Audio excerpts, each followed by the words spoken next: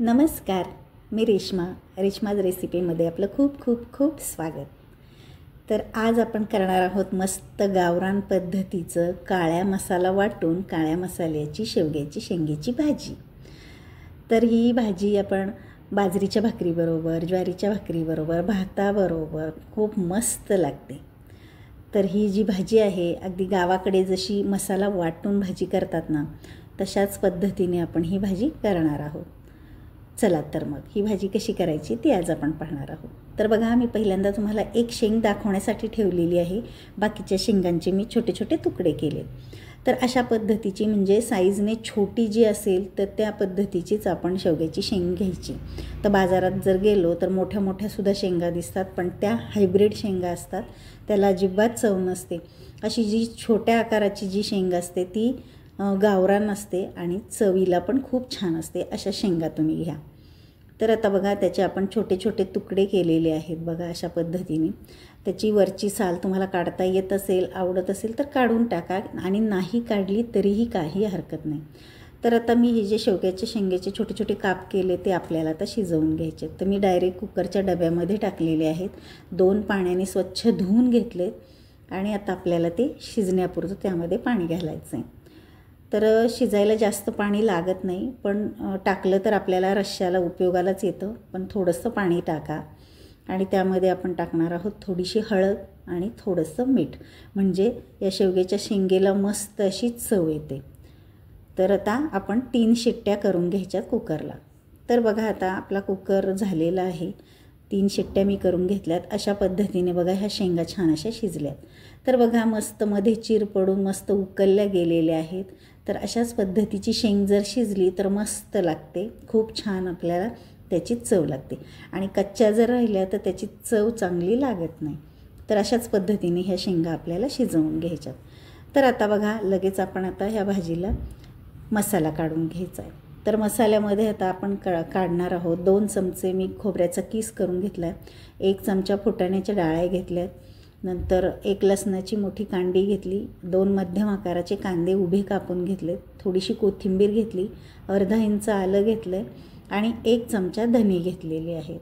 आता हे सगळे वस्तू जे आहेत, सगळे इन्ग्रेडियंट जे आहेत, आपल्याला सगळं भाजून घ्यायचं आहे। अगदी जास्त भाजायचं नाही, पण थोडं थोडं खमंग असं भाजून घ्यायचं। तर आता सगळं हळूहळू भाजून घेऊयात। तर आता खोबरं भाजून झालं आहे, डाळ्या भाजून घेतलेल्या आहेत। आता धने भाजायचे, त्यामध्ये थोडंसं मी तेल टाकले, म्हणजे मस्त असं वास सुटतो छान असा खडे मसाल्याचा। आणि आता थोड्याशा तेलावरती आपण कांदा आणि लसूण भाजून घ्यायचा आहे। तर सोनेरी रंगावर येईपर्यंत आपल्याला हा कांदा भाजून घ्यायचा आहे। तर बघा, आता कांदासुद्धा आपला मस्त असा भाजून झालेला आहे। आता हे सगळं आपण मिक्सरच्या भांड्यामध्ये थंड झाल्यानंतर घ्यायचं आहे। आपल्याला हे मस्त वाटून घ्यायचं आहे बारीक पेस्ट। त्यामध्ये आता आपल्याला राहिलेली कोथिंबीर घ्यायची आणि आलं घ्यायचं आहे आणि थोडंसं पाणी घालून बारीक अशी पेस्ट करून घ्यायची। तर आपला मसाला वाटून तयार झालेला आहे। आता आपण भाजीला फोडणी द्यायची। तर गॅसवरती मी कढई तापायला ठेवली, 2 ते 3 चमचे आपल्याला तेल टाकायचं आहे। तुम्हाला जर तरी खूप छान भरपूर आवडत असेल तर तेलाचं प्रमाण तुम्ही जास्त टाकू शकता। आता तेल तापलं की मोहरी, जिरे आणि हिंग घातलं आहे मी त्यामध्ये, आणि आता वाटलेला मसाला त्यामध्ये टाकायचा आहे। तर ही प्रोसेस मंद गॅसवरच करायची, म्हणजे छान असं जर आपला मसाला तळला गेला की भाजीलासुद्धा खूप छान टेस्ट येते। तर बघा, आता आपण हे चांगलं मिक्स करून घेऊयात तेलामध्ये,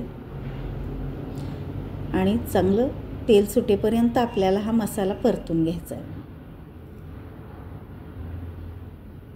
आता आपण त्यामध्येच आपण टाकणार आहोत, मी एक मोठ्या टोमॅटोचे अर्धा भाग करून त्याचे बारीक बारीक काप करून मिक्सरमध्ये मी प्युरी करून घेतलेली आहे। आणि आता त्यात आपण टाकणार आहोत मसाला। थोडासा परतला की हे आपले मसाले टाकणार आहोत। थोडीशी हळद टाकली, लाल बेडगी मिरची पावडर टाकलेली आहे, कांदा लसूण मसाला टाकला आहे, घरचा काळा मसाला टाकला आहे, धने पावडर टाकली आणि चवीपुरतं मीठ टाकले। मीठ आपण अगोदर शेंगा शिजण्यासाठी टाकलेलं होतं, त्यामुळे अगदी जपूनच थोडंसं मीठ टाकायचं आहे। आणि आता पुन्हा हे चांगलं त्या मसाल्यामध्ये मिक्स करून घ्यायचं आहे, म्हणजेच हे कोरडे जे मसाले आपण घातले ते या मसाल्याबरोबर तेलामध्ये चांगले परतले जातात. आता बारीक चिरलेली कोथिंबीरसुद्धा त्यामध्येच घातली, म्हणजे तरी जेव्हा वर येते त्याच्यासोबतच ही कोथिंबीरसुद्धा वर तळून छान वर येते आणि मस्तसुद्धा लागते.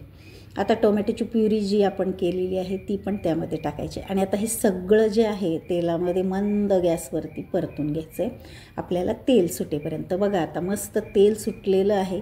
मसाला जेवढा तुम्ही छान असा खमंग भाजताल तेवढी ही भाजी खूप मस्त लागते.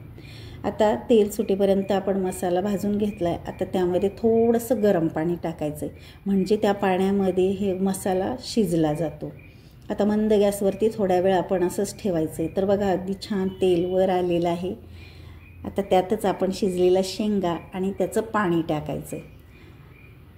तर आता हे पण आपण हलक्या हाताने आता मिक्स करायचं, कारण शेंगा भरपूर छान अशा शिजलेल्या आहेत, त्या अगदी त्या मोडायला नकोत त्यामध्ये, म्हणून हलकंसर हलवत आपण आता लागेल तसं पाणी त्यात टाकायचं आहे, गरम पाणी. तर आता मिक्सरमध्ये मी भांड्यामध्ये थोडंसं पाणी घालून पण टाकलं आहे आणि आता लागेल तसं घट्ट पातळ आपल्याला जसा रस्सा ठेवायचा आहे तसंच अंदाज घेत आपण गरम पाणी त्यामध्ये टाकायचं आहे. तर भाकरीबरोबर जर खाणार असाल तर थोडंसं पातळसर ठेवा हा रस्सा. आता यामध्ये तुम्हाला जर मसाले तुमच्या आवडीचे घालायचे असतील तरी तुम्ही घालू शकताय. मटण मसाला, किचन किंग मसाला यानेसुद्धा टेस्ट या भाजीला खूप मस्त येते. गरम मसालाही तुम्ही घालू शकताय. मला जास्त आवडत नाही म्हणून मी घातलेला नाही. तर खडे मसाले जे आपण बारीक करतो तो गरम मसाला घातला तरी ही भाजी खूप मस्त लागते. आता हलकंसर हलवून आपण आता मंद गॅसवरती एक उकळी आणायची, कारण शेंगा पण शिजलेल्या आहेत आणि मसालासुद्धा आपला शिजलेला आहे. अगदी एखादं मिनिटभर आपण उकळी आणायची. तर बघा आता हलकंसर मस्त एक उकळी आलेली आहे आपल्या ह्या भाजीला. आता आपण एका डिशमध्ये ही भाजी काढून घेऊया.